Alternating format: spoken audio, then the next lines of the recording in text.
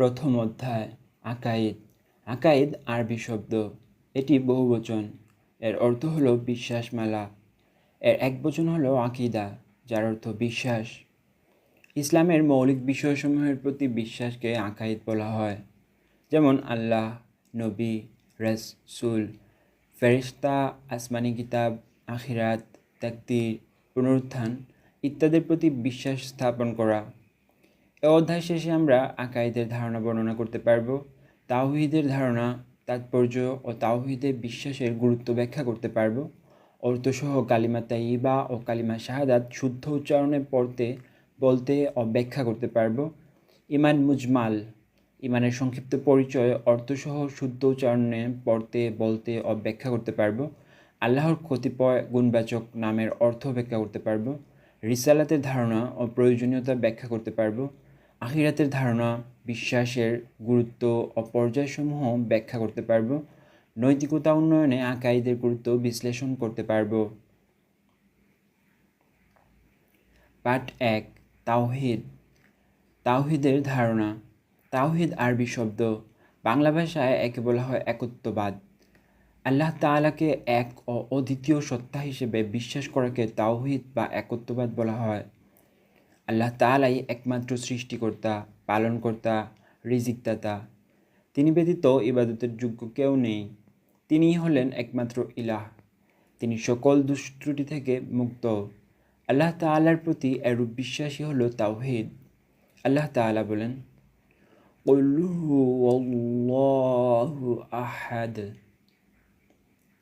আল্লাহুস সামাদ, লাম ইয়ালিদ ওয়া লাম ইউলাদ ওয়া লাম ইয়াকুল লাহু কুফুয়ান আহাদ। বলুন, তিনি আল্লাহ এক, অদ্বিতীয়। আল্লাহ কারো মুখাপেক্ষী নন, সকলেই তার মুখাপেক্ষী। তিনি কাউকে জন্ম দেননি এবং তাকেও জন্ম দেওয়া হয়নি এবং তার সমতুল্য কেউ নেই। সূরা আল ইখলাস আয়াত 1-4। আল্লাহ তাআলার পরিচয়। আল্লাহ তাআলা এক ও অদ্বিতীয়। তিনি সত্তাগতভাবে যেমনি একক, তেমনি গুণাবলীতেও তুলনাহীন। অর্থাৎ আল্লাহ একক সত্তা, তার কোনো সমকক্ষ নেই। তিনি কারো সন্তান নন, আবার কেউ তার সন্তানও নয়। গুণাবলীর দিক থেকেও মহান আল্লাহ অদ্বিতীয়। তিনি সকল গুণের আধার। তিনি চিরস্থায়ী, চিরঞ্জীব, শাশ্বত ও সত্য।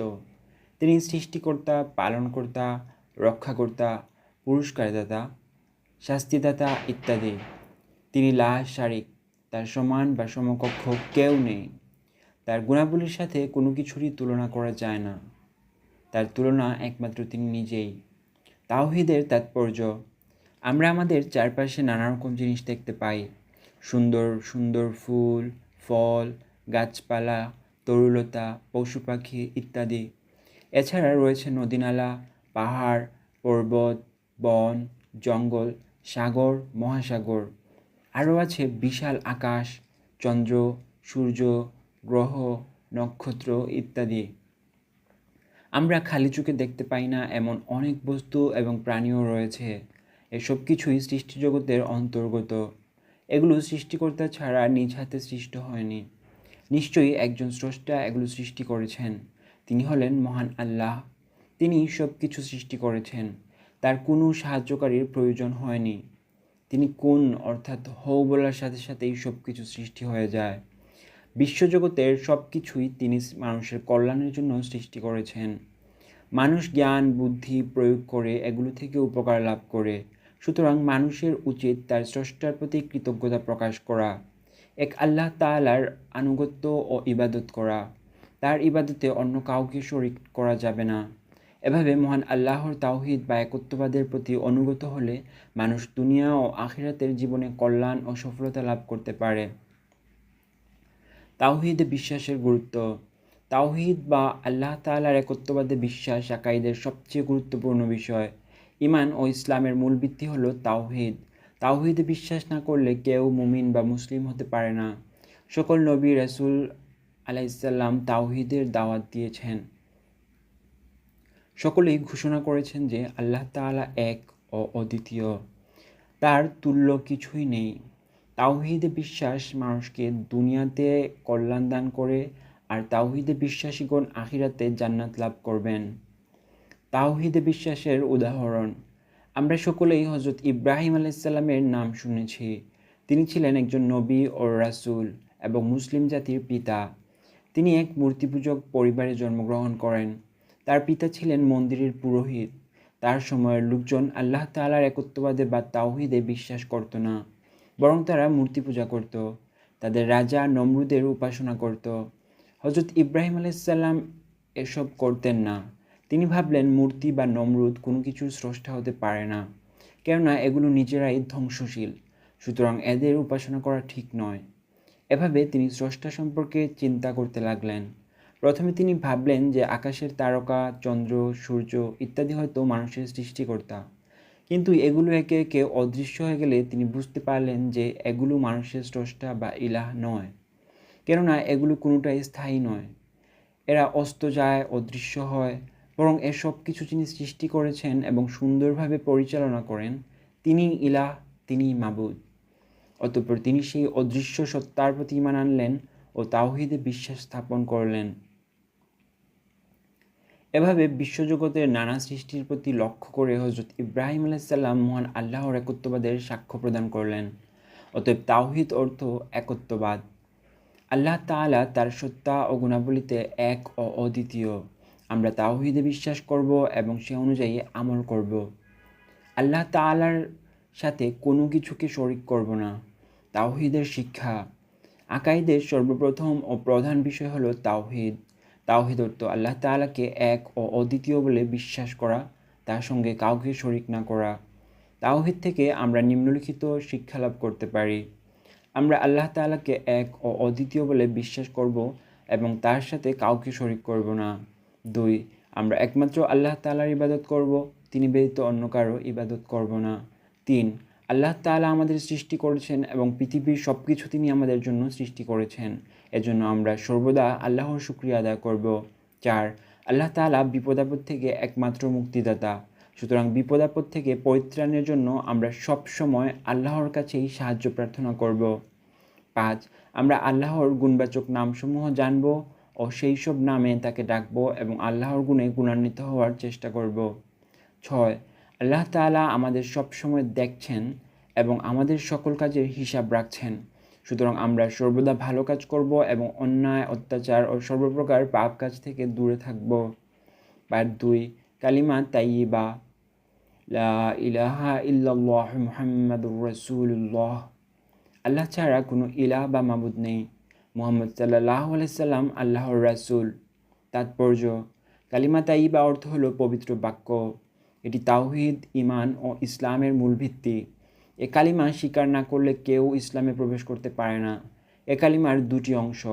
প্রথম অংশ লা ইলাহা ইল্লাল্লাহ, অর্থ আল্লাহ ছাড়া কোনো ইলাহ বা মাবুদ নেই, অর্থাৎ পৃথিবীতে ইলাহ বা ইবাদতের যোগ্য একমাত্র আল্লাহ তাআলা, তিনি ব্যতীত আর কেউ উপাস্য হতে পারে না। চন্দ্র, সূর্য, তারকারাজি, পাহাড়, পর্বত, বাঘ, সিংহ, রাজা, বাদশা কেউই ইবাদতের যোগ্য নয়, বরং এসবের সৃষ্টিকর্তা আল্লাহ তাআলা হলেন একমাত্র মাবুদ। তাকে ছাড়া আর কারো ইবাদত বা উপাসনা করা যাবে না, এমনকি তার ইবাদতে অন্য কাউকে শরীকও করা যাবে না। আরবি লা ইলাহা শব্দের অর্থ কোনো ইলাহ নেই, আর ইল্লাল্লাহ অর্থ আল্লাহ ছাড়া। কালিমার এই অংশটি নাবোধক শব্দ দ্বারা শুরু করা হয়েছে। এটি খুবই গুরুত্বপূর্ণ। আমরা কোনো পাত্রে ভালো কিছু নেওয়ার আগে প্রথমে ওই পাত্রটি খালি করে ফেলি, যেন ওই জিনিসটি অন্য কিছুর সাথে মিশ্রিত না হয়। একটি উদাহরণ দিলে বিষয়টি বোঝা যাবে। যেমন একটি গ্লাসে পানি রয়েছে, তুমি যদি ওই গ্লাসে দুধ নিতে চাও তাহলে কি করবে? প্রথমে গ্লাসের পানিটুকু ফেলে দিবে, তাই না? এরপর খালি গ্লাসে দুধ নিবে। গ্লাসে পানি রেখে দিয়ে তাতে দুধ নিলে দুধ আর পানি মিশ্রিত হয়ে যাবে, ফলে দুধের গুণাগুণ নষ্ট হয়ে যাবে। তদ্রূপ তাওহীদে বিশ্বাসের জন্য প্রয়োজন পবিত্র অন্তর, অর্থাৎ প্রথমে অন্তর থেকে সব রকমের ভুল ও ভ্রান্ত বিশ্বাস দূর করতে হবে। লা ইলাহা দ্বারা এটাই করা হয়। অতঃপর ইল্লাল্লাহ দ্বারা আল্লাহ তাআলার প্রতি বিশ্বাস স্থাপন করা হবে। আমাদের প্রিয় নবী হজরত মুহাম্মদ সাল্লাল্লাহু আলাইহি সাল্লাম যখন মক্কা নগরীতে ইসলাম প্রচার শুরু করেন, তখন আরবের লোকেরা ছিল মূর্তি পূজক।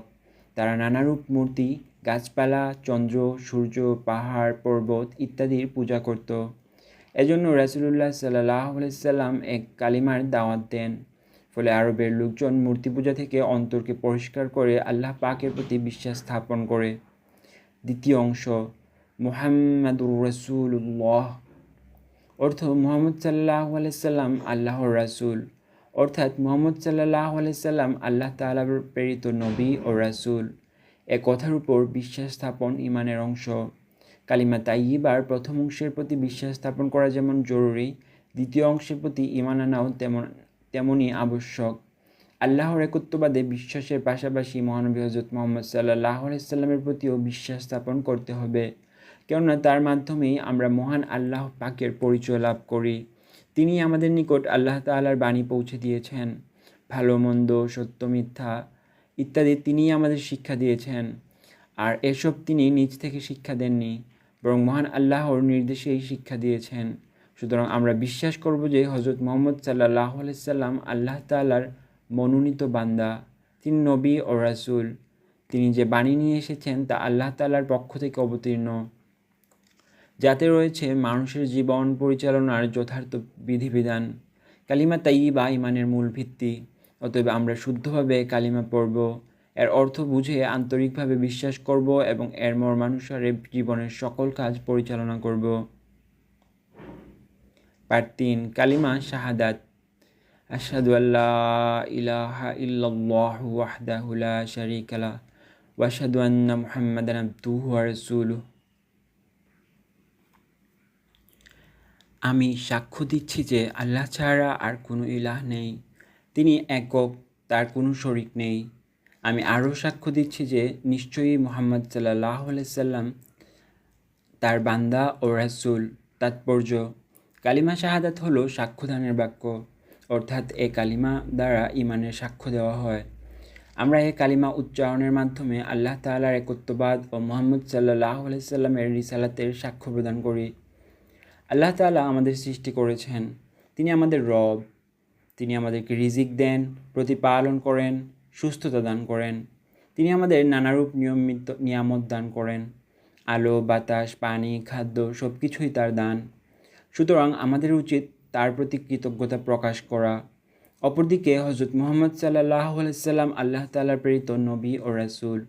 তিনি আমাদের নিকট আল্লাহ পাকের পরিচয় তুলে ধরেছেন, সত্য মিথ্যার পার্থক্য শিখিয়েছেন, জান্নাতে যাওয়ার দিক নির্দেশনা প্রদান করেছেন। সুতরাং সকল কাজে তার আনুগত্য করা এবং তার প্রতি ভালোবাসা প্রকাশ করাও অত্যাবশ্যক। কালিমা শাহাদাতের মাধ্যমে আমরা এই দুটো কাজই করতে পারি। তাছাড়াও মহান আল্লাহর প্রতি কৃতজ্ঞতা প্রকাশ ও হযরত মুহাম্মদ সাল্লাল্লাহু আলাইহি সাল্লামের প্রতি আমাদের বিশ্বাসের প্রমাণ দিতে পারি। কালিমা তাইয়্যিবার ন্যায় কালিমা শাহাদাতও দুটি অংশে বিভক্ত, যথা: প্রথম অংশ, আশহাদু আল্লা ইলাহা ইল্লাল্লাহু ওয়াহদাহু লা শারীকা লাহ। অর্থ, আমি সাক্ষ্য দিচ্ছি যে আল্লাহ ছাড়া আর কোনো ইলাহ নেই, তিনি একক, তার কোনো শরিক নেই। এ কথার দ্বারা তাওহীদ বা একত্ববাদের সাক্ষ্য দেওয়া হয়। অর্থাৎ আমরা এর দ্বারা সাক্ষ্য দিই যে মহান আল্লাহ এক ও অদ্বিতীয়। তিনি তার সত্তা ও গুণাবলীতে একক, তার কোনো শরিক বা সমতুল্য নেই। ইবাদতের ক্ষেত্রে আমরা কাউকে তার শরিক করি না। দ্বিতীয় অংশ, ওয়া আশহাদু আন্না মুহাম্মাদান আবদুহু ওয়া রাসূলুহু। আমি আরও সাক্ষ্য দিই যে নিশ্চয়ই মুহাম্মদ সাল্লাল্লাহু আলাইহি সাল্লাম তার বান্দা ও রাসূল। কালিমার এ অংশ দ্বারা মুহাম্মদ সাল্লাল্লাহু আলাইহি সাল্লামের রিসালাতের স্বীকৃতি দেওয়া হয়। অর্থাৎ আমরা স্বীকার করি যে হযরত মুহাম্মদ সাল্লাল্লাহু আলাইহি সাল্লাম আল্লাহ তাআলার প্রেরিত নবী ও রাসূল। তিনি নিজে আল্লাহ নন কিংবা আল্লাহর অংশও নন, বরং তিনি হলেন আল্লাহ তাআলার প্রিয় বান্দা। তিনিও আল্লাহ তাআলার ইবাদত করতেন।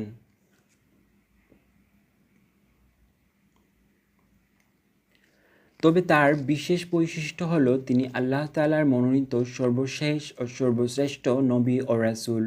তিনি আল্লাহ তাআলার বাণী আমাদের নিকট পৌঁছিয়েছেন। কালিমা শাহাদাত ঈমানের অন্যতম প্রধান বাক্য। এর দ্বারা মানুষ নিজ ঈমানের প্রকাশ ঘটিয়ে থাকে। সুতরাং আমরা শুদ্ধভাবে কালিমা পড়ব এবং এর মর্মার্থ অনুসারে আমল করব। পার্ট ৪, ঈমানে মুজমাল। আমানতু বিল্লাহি ওয়া কামা হুয়া বিআসমাইহি ওয়া সিফাতিহি ওয়া কাবিলতু জামিআ আহকামিহি ওয়া আরকানিহি। আমি ঈমান আনলাম আল্লাহর উপর, ঠিক তেমনি যেমন আছেন তিনি, তার সকল নাম ও গুণসহ, আর আমি তার সকল হুকুম ও বিধিবিধান গ্রহণ করে নিলাম। তাৎপর্য: ঈমান শব্দের অর্থ বিশ্বাস, আর মুজমাল অর্থ সংক্ষিপ্ত। অতএব ঈমান মুজমাল অর্থ সংক্ষিপ্ত বিশ্বাস। সংক্ষেপে আল্লাহ তাআলার প্রতি বিশ্বাস স্থাপন করা ও আনুগত্য স্বীকার করাকে ঈমান মুজমাল বলা হয়। এ বাক্য দ্বারা আমরা পুরোপুরিভাবে আল্লাহ তাআলার কর্তৃত্ব ও বিধান স্বীকার করে থাকি।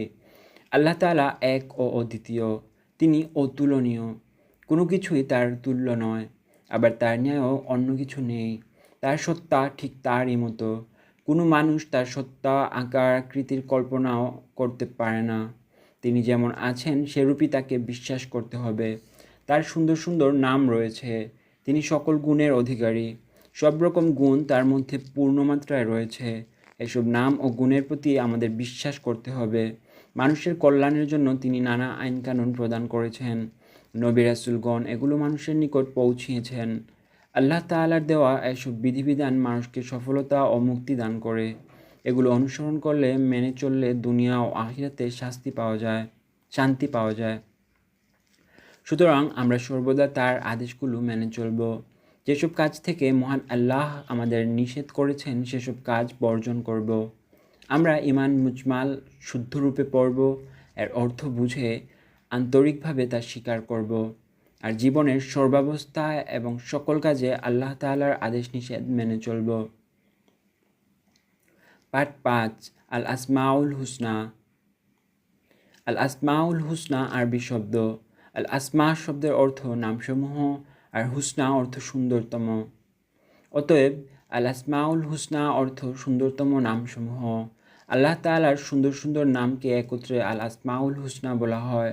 পবিত্র কুরআনে আল্লাহ পাক বলেন, ওয়ালিল্লাহিল আসমাউল হুসনা ফাদউহু বিহা। আল্লাহর রয়েছে সুন্দর সুন্দর নাম, অতএব তোমরা তাকে সেই সব নামেই ডাকবে। সূরা আল আরাফ আয়াত 180। আল্লাহ তাআলা সকল গুণের আধার। যেমন তিনি সৃষ্টিকর্তা, রিজিকদাতা, ক্ষমাশীল, দয়াবান, ধৈর্যশীল, সর্বজ্ঞ, সর্বশ্রোতা, সর্বজ্ঞানী, সর্বশক্তিমান, প্রতিপালক ইত্যাদি। এমন কোনো গুণ নেই যা তার মধ্যে নেই। এসব গুণের প্রত্যেকটির পৃথক পৃথক নাম রয়েছে। এগুলো হলো গুণবাচক নাম। গুণবাচক এসব নামই আল আসমাউল হুসনা। পবিত্র কুরআনে আল্লাহ পাকের অনেক গুণবাচক নামের উল্লেখ আছে। আমরা আল্লাহ পাকের 99টি গুণবাচক নামের কথা জানি, কিন্তু প্রকৃতপক্ষে মহান আল্লাহর গুণবাচক নামের কোনো শেষ নেই। এগুলো অসংখ্য, তবে বেশি উল্লেখযোগ্য হলো এই 99টি নাম। এসব নাম আল্লাহ তাআলার পরিচয় প্রকাশ করে। যেমন আল্লাহু খালিক। খালিক অর্থ সৃষ্টিকর্তা বা স্রষ্টা। সুতরাং আমরা এ নাম দ্বারা বুঝতে পারি যে এই বিশ্বজগতের সৃষ্টিকর্তা হলেন মহান আল্লাহ। এভাবে গুণবাচক নামসমূহ দ্বারা আমরা আল্লাহ তাআলাকে ভালোভাবে চিনতে পারি, ফলে তার আদেশ নিষেধ মেনে চলা সহজ হয়। আল্লাহ তাআলার এসব গুণ আমরা অনুশীলন করব, এতে আমাদের চরিত্র সুন্দর হবে, সকলেই আমাদেরকে ভালোবাসবে, আল্লাহ তাআলাও আমাদের ভালোবাসবেন। আল্লাহু মালিক। আল্লাহ তাআলা সকল কিছুর মালিক। মালিক অর্থ অধিকারী।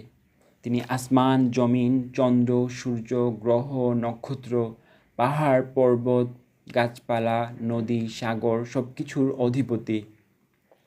সকল কিছুই তার নির্দেশে পরিচালিত হয়, কোনো কিছুই তার আদেশ লঙ্ঘন করে না।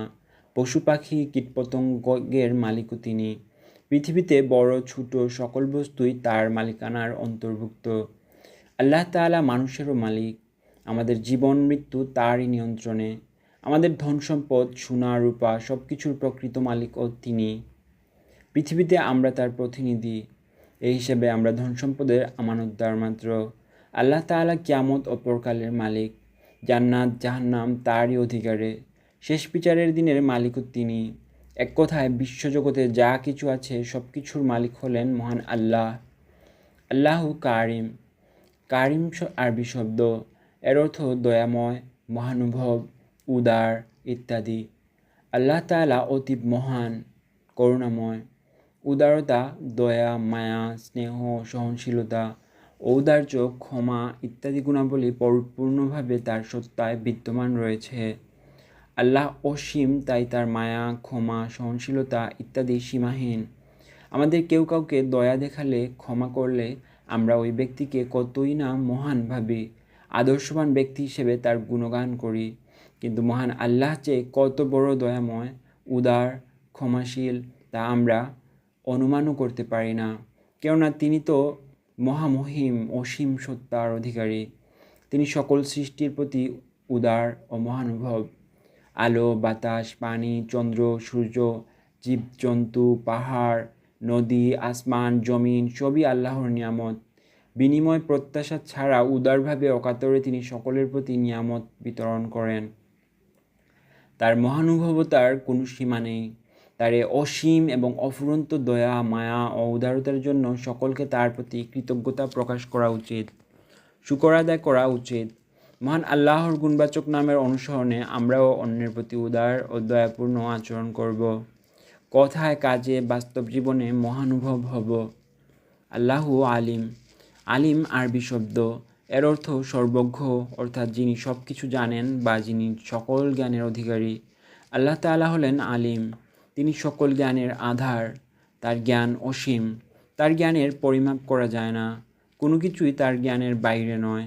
তিনি আসমান জমিনের সব কিছুর খবর রাখেন। আমাদের সকল কথাবার্তা, কাজকর্ম তিনি জানেন। এমনকি আমরা অন্তরে যা চিন্তা করি তিনি সেগুলোও জানেন। আমরা যা কল্পনা করি বা স্বপ্ন দেখি সেগুলোও তার জানার বাইরে নয়। পবিত্র কোরআনে আল্লাহ পাক বলেন, ওয়াল্লাহু আলিমুম বিযাতিস সুদূর।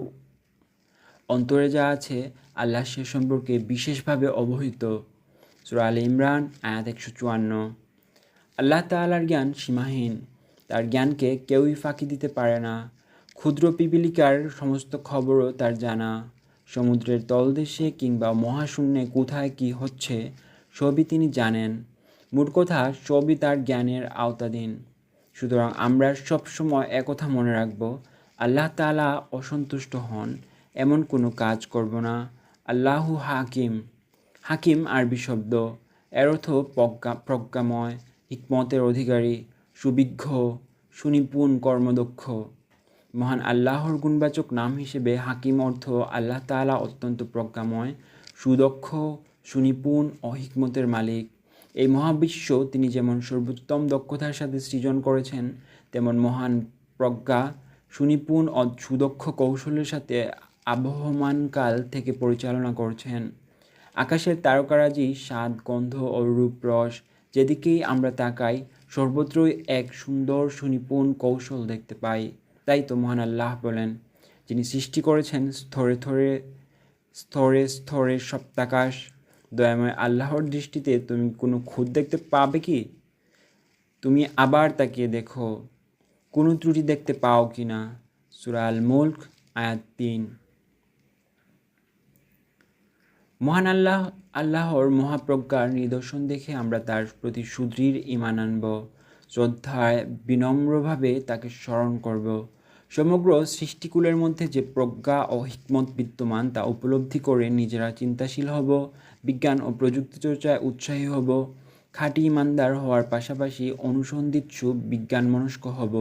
আমাদের লেখাপড়া ও দৈনন্দিন কাজকর্ম গুছিয়ে সুশৃঙ্খল, সুনিপুণভাবে সময়ানুবর্তী হয়ে সমাপন করতে চেষ্টা করব।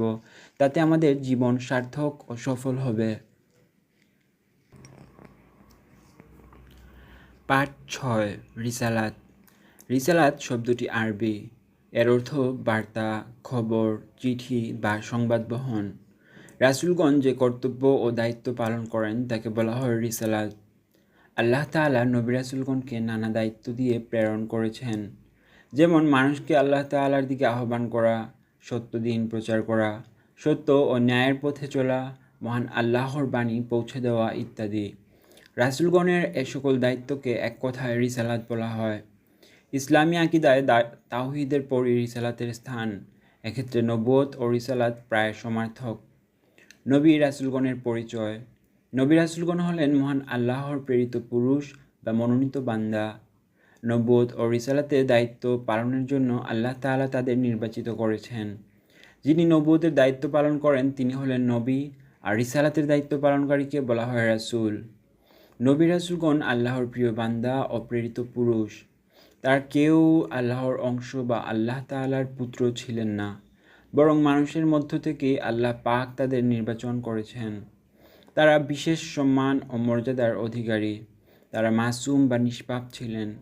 তারা সর্বদা নেক ও ভালো কাজ করতেন, অন্যায় ও অশ্লীল কাজ থেকে বিরত থাকতেন। তারা উত্তম চরিত্রের অধিকারী ছিলেন। নবী রাসূলগণ মানুষের নিকট আল্লাহ তাআলার পরিচয় তুলে ধরেন।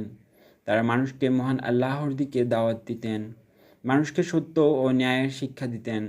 তারা মানুষের নিকট আল্লাহ তাআলার বাণী ও বিধান পৌঁছে দিতেন।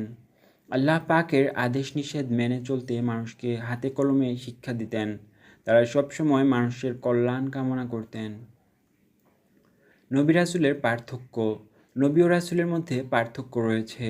যাদের নিকট আসমানি কিতাব এসেছিল তারা ছিলেন রাসূল, আর যাদের নিকট কোনো আসমানি কিতাব আসেনি তারা হলেন নবী। নবীরা পূর্ববর্তী রাসূলের প্রচারিত ধর্ম প্রচার করতেন। আল্লাহ তাআলা পৃথিবীতে অনেক নবী রাসূল পাঠিয়েছেন। পৃথিবীর প্রত্যেক সম্প্রদায়ের জন্যই নবী রাসূল এসেছেন। আল্লাহ তাআলা বলেন, অনেক রাসূল প্রেরণ করেছি যাদের কথা ইতিপূর্বে আপনাকে বলেছি, এবং অনেক রাসূল প্রেরণ করেছি যাদের কথা আপনাকে বলিনি। সূরা আন-নিসা আয়াত 164। কুরআন মাজিদ বা কোনো নির্ভরযোগ্য হাদিসে তাদের সংখ্যা সুনির্দিষ্ট করে বর্ণনা করা হয়নি। এক্ষেত্রে আমরা বিশ্বাস রাখব আল্লাহ তাআলা যত নবী রাসূল পাঠিয়েছেন আমরা সবার উপর ঈমান রাখি।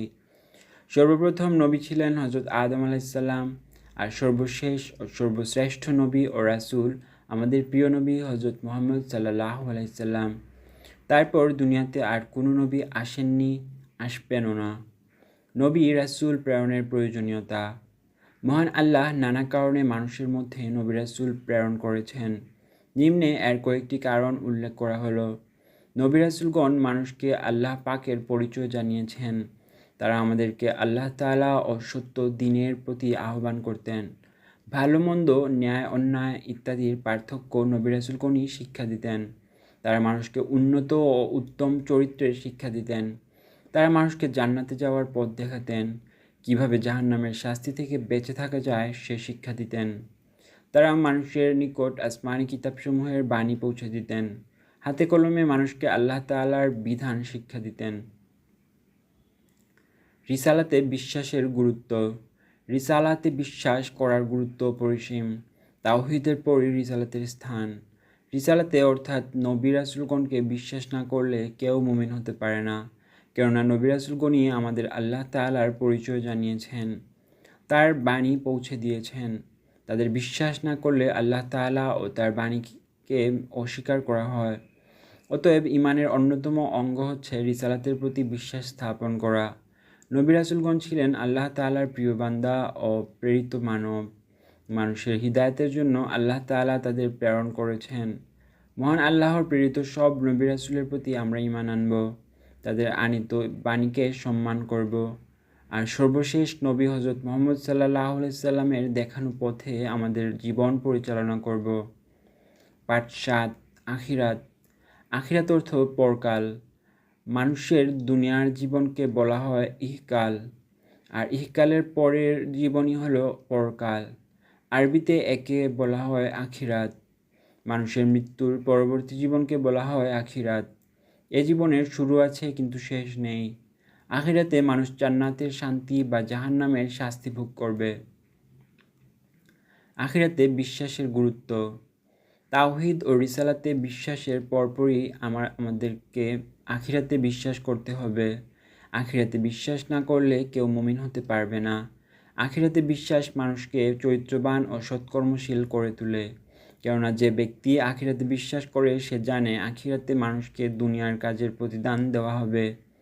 সেখানে দুনিয়ার কাজকর্মের হিসাব দিতে হবে। যে ব্যক্তি ভালো কাজ করবে সে পুরস্কার লাভ করবে, তার স্থান হবে চিরশান্তির জান্নাত। আর যে ব্যক্তি দুনিয়াতে পাপ ও অন্যায় কাজ করবে সে আখিরাতে শাস্তি ভোগ করবে, সে জাহান্নামের আগুনে দগ্ধ হবে। সুতরাং আখিরাতে বিশ্বাস স্থাপন করলে মানুষ ভালো কাজ করতে উৎসাহিত হয়, মন্দ কাজ করা থেকে বিরত থাকে। এভাবে আখিরাতে বিশ্বাস মানুষকে কল্যাণের পথে পরিচালনা করে। বলা হয়ে থাকে দুনিয়া হলো আখিরাতের শস্যক্ষেত্র। শস্যক্ষেত্রে মানুষ যেরূপ চাষাবাদ করে সেরূপ ফসল লাভ করে। যেমন কেউ ধান চাষ করলে ধান লাভ করে, গম চাষ করলে গম লাভ করে, তেমনি ভালো করে চাষাবাদ করলে ফসল বেশি লাভ করে। আর অলসতার কারণে চাষাবাদ না করে জমি ফেলে রাখলে সে কিছুই লাভ করে না। দুনিয়া ও আখিরাতের অবস্থাও ঠিক তেমন। আমরা যদি দুনিয়াতে ভালো কাজ করি, আল্লাহ তাআলার আদেশ নিষেধ মেনে চলি, তাহলে আখিরাতে ভালো ফল লাভ করব। আর যদি নিজ ইচ্ছা মতো চলাফেরা করি, অন্যায় ও পাপ কাজ করি, তাহলে আমরা পরকালে কঠিন শাস্তির মুখোমুখি হব। সুতরাং পরকালের অনন্ত জীবনের জন্য দুনিয়াতেই আমাদেরকে প্রস্তুতি গ্রহণ করতে হবে। আখিরাতের পর্যায়সমূহ। আখিরাত বা পরকালের বেশ কয়েকটি পর্যায় রয়েছে, যেমন কবর, নিয়ামত ও কিয়ামত ও হাশর। কবর পরকালীন জীবনের প্রথম ধাপ বা পর্যায় হলো কবর। একে আলমে বারজাখও বলা হয়। মানুষের মৃত্যুর সাথে সাথে এ জীবনের শুরু হয়। এরপর কিয়ামত বা হাশর পর্যন্ত কবরের জীবন চলতে থাকে। এ সম্পর্কে আল্লাহ তাআলা বলেন,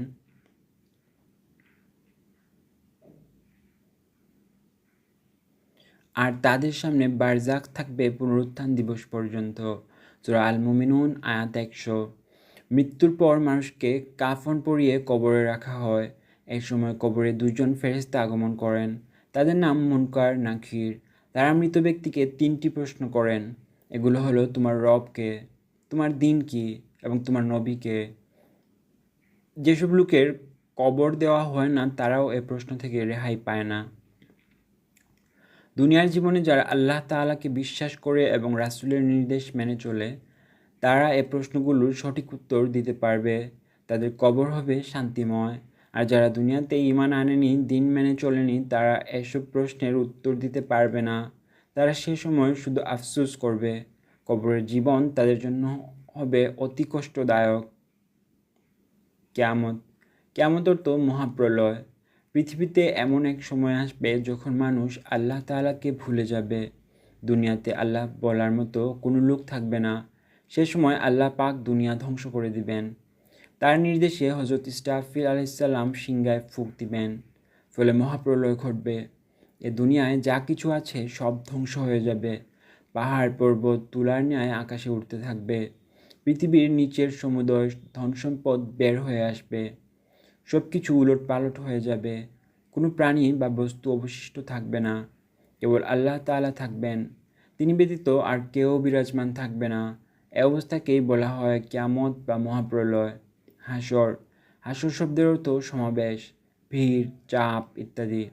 কিয়ামতের পর বহুকাল একমাত্র আল্লাহ পাক বিদ্যমান থাকবেন।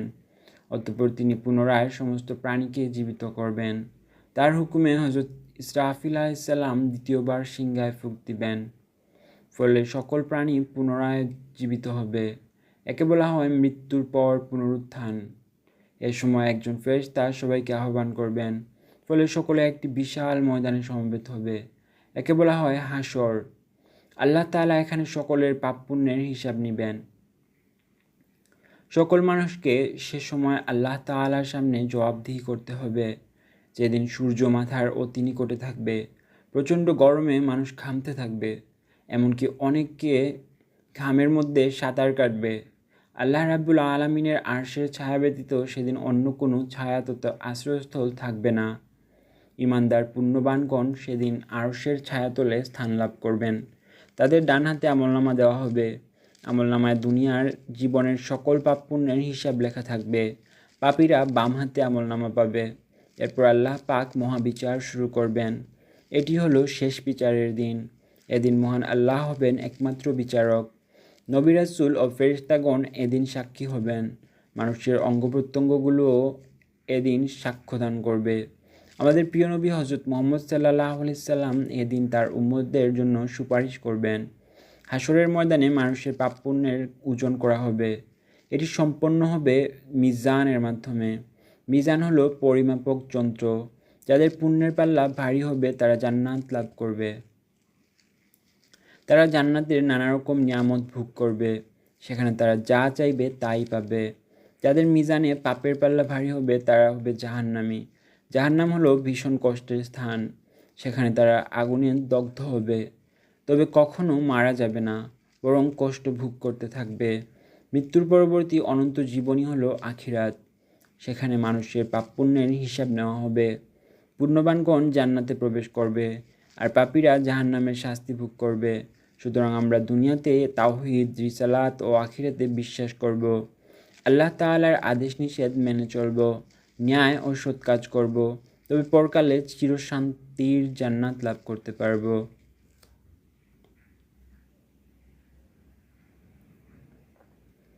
পাঠ ৮, আকাইদ ও নৈতিকতা।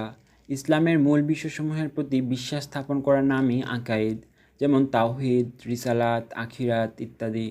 আর নৈতিকতা হলো নীতির অনুশীলন, অর্থাৎ কথা ও কাজে উত্তম রীতিনীতির অনুশীলন করা, মার্জিত ও বিনয়ী হওয়া, উত্তম চরিত্রবান হওয়া ইত্যাদি। অন্যায়, অশ্লীল ও অশালীন বিষয়সমূহ পরিত্যাগ করাও নৈতিকতার অন্তর্ভুক্ত।